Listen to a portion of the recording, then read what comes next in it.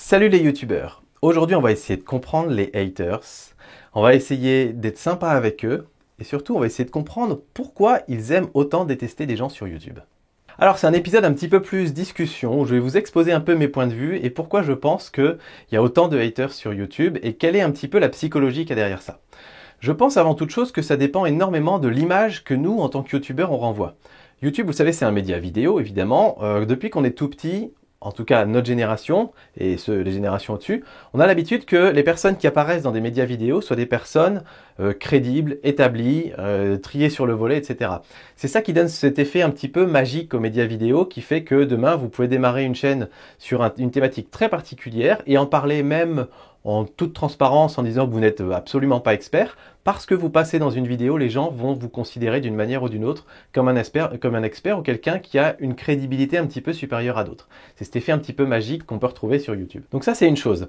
Deuxième chose, assez souvent quand on va présenter les choses sur YouTube, on va essayer de présenter le bon côté des choses. On va envoyer en général une image assez positive, soit dans ces vidéos, soit par rapport à notre passion dont on parle. Et en général, l'idée, c'est pas de faire des tutos ou de faire des vidéos pour dire à quel point ma passion pour l'ébénisterie...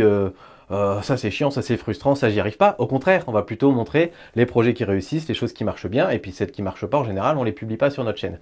Donc tout ça fait qu'il y a une sorte de biais et qu'on va montrer une image plus positive en réalité que celle qu'est notre vie réelle quelque part. Et donc ces deux éléments conjugués font que pour certaines personnes, on a un vrai gros problème de légitimité parce que on donne l'impression de personnes qui arrivent, même limite qui vivent de leur passion, très très tôt sur une chaîne YouTube, on peut avoir déjà 4 ou 5 000 abonnés, on va avoir des gens dans les commentaires qui vont nous dire « mais tu arrives à vivre de ton activité sur YouTube, etc. » Et donc on donne cette impression qu'on vit de notre passion, on vit de YouTube, que notre vie est extraordinaire et on donne aussi le sentiment qu'en fait on a un peu pris un raccourci. Parce qu'avant, il fallait faire de longues études, avoir une activité commerciale, ou bien avoir un bon réseau, ou monter les échelons pour passer à la télé ou je ne sais quoi. Et là, on donne un petit peu l'impression d'avoir pris le chemin de facilité, pris un gros raccourci, et que d'un seul coup, on a un succès incroyable. Donc première chose, voilà, le biais qu'on peut donner en termes d'image quand on est youtubeur. Vous le savez, vous, comme qui êtes youtubeur là derrière votre écran, que c'est pas exactement pareil, qu'en général, on fait ça avec un boulot à côté, avec parfois une famille à côté aussi, et que ça demande énormément d'heures, énormément de travail. Ça, c'est pareil, beaucoup de personnes ne se rendent pas compte du temps qu'on passe à préparer, à créer, à publier, à gérer les vidéos, à gérer un réseau social, etc. C'est extrêmement chronophage, mais beaucoup de personnes ne se rendent pas compte, et ça donne encore plus de crédit à cette espèce d'impression que on a profité du système et qu'on a pris un gros raccourci. Voilà, maintenant on va se mettre un petit peu dans la peau du hater. Imaginez quelqu'un qui a eu une journée de chiottes. Vraiment, je sais pas, moi, un gars qui fait un job qui lui plaît pas, j'en sais rien, il a été bossé à l'usine toute la journée, en plus ses collègues ils ont fait une journée pourrie, ou son patron l'a engueulé, ou j'en sais rien. On a passé une journée pourrie, on rentre le soir, on a envie de se détendre, on met YouTube, et là il y a quelqu'un qui vient nous cracher un petit peu son bonheur à la figure et qui est là en mode « ouais super, la vie est belle, salut » et tout. Et il suffit que cette personne-là dise un tout petit truc avec lequel la personne qui regarde la vidéo n'est pas d'accord ou qui va la frustrer quelque part, et ça suffit pour venir, hop, déclencher d'un seul coup un espèce de gros... l'envie d'exprimer sa gêne et son stress. Et il faut bien comprendre que là-dedans, en fait, ça vient avant tout de la personne qui est en train de regarder la vidéo. Ça vient pas de vous, c'est-à-dire que, et vous le voyez bien, 95% de votre audience, quand vous dites ce petit détail-là, 95% des gens vont même pas tiquer ou vont se dire « bon, c'est peut-être une petite approximation, alors que tout le reste de la vidéo était cool, dans l'ensemble j'ai bien aimé, je mets un like ». Mais cette personne-là, qui a passé une journée pourrie, qui est peut-être hyper fatiguée, qui a peut-être des soucis de santé, etc., ou de soucis, voilà, pro, perso, tout ce qu'on imagine, cette personne-là va s'attacher à ce petit détail, parce que ça va être l'opportunité pour lui de s'exprimer et de vider son sac en fait. Mais c'est pas contre vous en fait, c'est presque thérapeutique, c'est le besoin de vider son sac.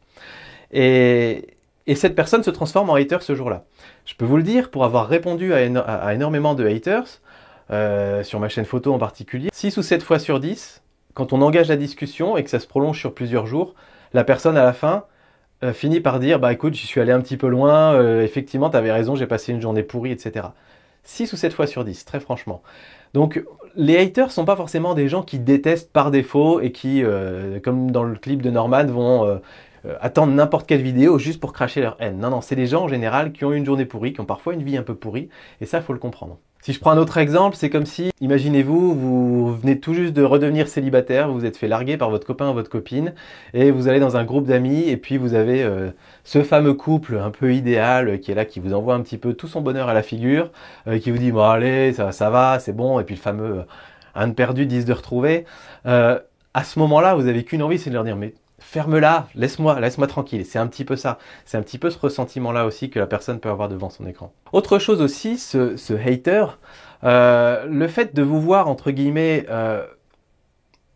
accomplir un petit peu ce que vous êtes en train d'accomplir, parler de votre passion aussi fort, commencer à créer une petite communauté, peut-être un business autour de votre passion, ça va mettre cette personne face à ses contradictions. C'est-à-dire, cette personne va se dire, bah, je suis aussi passionné, mais moi, j'arrive pas à en vivre, ou je ne peux pas, ou je n'ai pas le temps, ou j'ai pas envie, ou je prends pas le temps. Enfin voilà, il peut y avoir plein de raisons différentes, mais ça met cette personne face à ses propres contradictions, et du coup, ça va la faire se sentir un petit peu plus misérable. C'est moche à dire, mais c'est ça. C'est le moment où la personne va prendre conscience que bah ouais, ben vous en êtes arrivé à ce stade-là, et elle est toujours au même stade qu'elle était il y a 1 an, 2 ans, 3 ans ou 4 ans avant.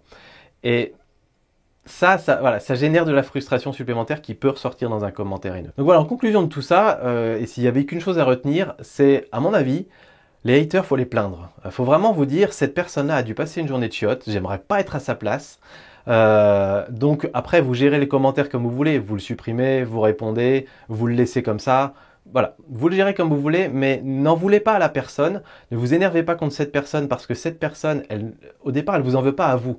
C'est une occasion pour cette personne de lâcher son stress, de se détendre un coup, parce qu'elle en a besoin, parce que vous connaissez pas sa vie et qu'elle a sûrement une vie pourrie, et voilà, c'est pas contre vous. Ouais, j'insiste beaucoup là-dessus, mais est-ce que vous connaissez beaucoup de personnes qui ont une vie incroyable, super heureuse, qui ont passé une super journée, et qui le soir, avec un grand sourire, vont regarder une vidéo YouTube et lâcher un truc, mais quel gros ramassis de conneries, t'es trop bête, machin. Non, enfin, ça n'arrive pas ça. Donc c'est forcément des gens qui ont passé une mauvaise journée. Et pour finir, évidemment, il y a un effet écran, un effet détachement parce qu'on n'est pas en face de la personne. Donc je finirais par dire, on est tous un petit peu haters quand même quelque part.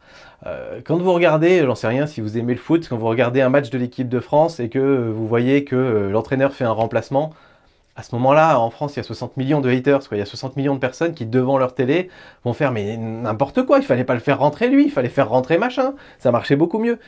Et à ce moment-là, on insulte l'entraîneur, quoi. Alors que peut-être pendant tout le reste du match, il a fait un super boulot. Peut-être tous les matchs précédents, ils les ont gagnés. Mais à ce moment-là, on lui en veut et on lâche ça. Aussi parce que l'entraîneur est pas face à nous. Il y a plein de gens qui sont comme ça en voiture, où quelqu'un va faire un truc un petit peu désagréable et d'un seul coup, on va s'énerver, on va l'insulter alors qu'on connaît pas sa vie. On sait pas où il en est dans sa vie, on sait pas s'il a passé une bonne journée ou une mauvaise journée, etc., etc.